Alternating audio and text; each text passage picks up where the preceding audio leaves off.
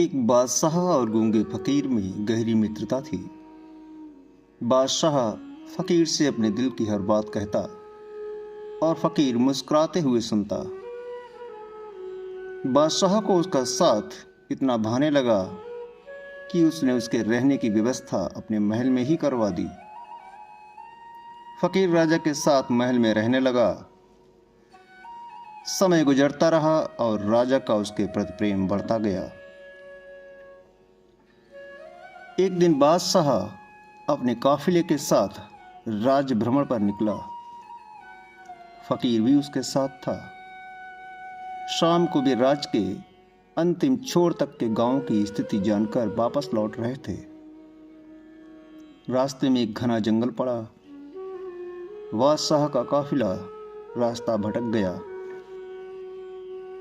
बादशाह ने अपने सारे सैनिकों को रास्ता ढूंढने के लिए चारों दिशाओं में भेज दिया और खुद फकीर के साथ एक पेड़ के नीचे सुस्ताने लगा।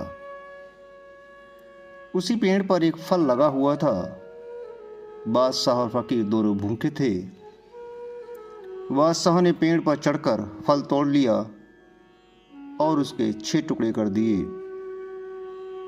3 अपने लिए, 3 फकीर के लिए। अपनी आदत के अनुसार उसने पहला टुकड़ा फकीर को दिया। फकीर फल खाकर मुस्कुराया और अपना हाथ आगे बढ़ा दिया। बादशाह ने दूसरा टुकड़ा भी फकीर को दिया। फकीर फल खाकर मुस्कुराया और फिर से अपना हाथ आगे कर दिया। राजा ने उसे तीसरा टुकड़ा भी दे दिया। एक एक करके फकीर 5 टुकड़े खा गया और छठवें के लिए भी हाथ आगे बढ़ा दिया।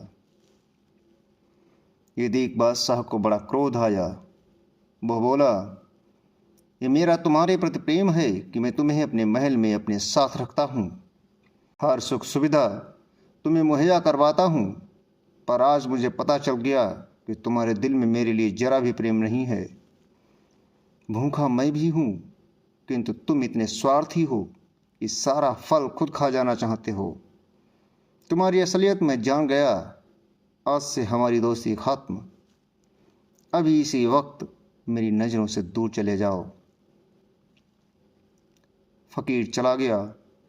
फकीर के जाने के बाद राजा फल का आखिरी टुकड़ा खाने लगा, लेकिन फल को चबाते ही उसने फल थूक दिया।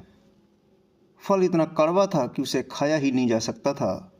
राजा को समझ आ गया कि फकीर क्यों सारे टुकड़े मांगकर खा जाना चाहता था, और ये भी कि उसका प्रेम कितना गहरा था। राजा की दी हर चीज़ वो खुशी खुशी स्वीकार करता था और सदा मुस्कुराते रहता था। इसलिए जब राजा ने उसे फल दिया तो वह भी स्वीकार किया और कड़वा होने के बावजूद मुस्कुराते हुए खा गया, ताकि राजा को इस बात का पता न चल सके कि वह साधु को कड़वा फल खिला रहा था। जब राजा के दिए मीठे फल उसने खुशी खुशी खाए थे तो कड़वा क्यों न खाता। ये बात समझ में आने पर बादशाह पछताने लगा, मगर अब देर हो चुकी थी। अपने संदेह के कारण वो अपने परम मित्र को खो चुका था। दोस्तों, सच्चा दोस्त कभी आपका बुरा नहीं चाहेगा। वो आपको रोकेगा भी तो आपके भले के लिए। सच्ची दोस्ती हमेशा सहज कर रखें। दोस्ती के फल में संदेह का कीड़ा लग जाए तो उसे खराब होते देर नहीं लगती। इसलिए जब भी दोस्ती करें, भरोसे की नींव पर करें।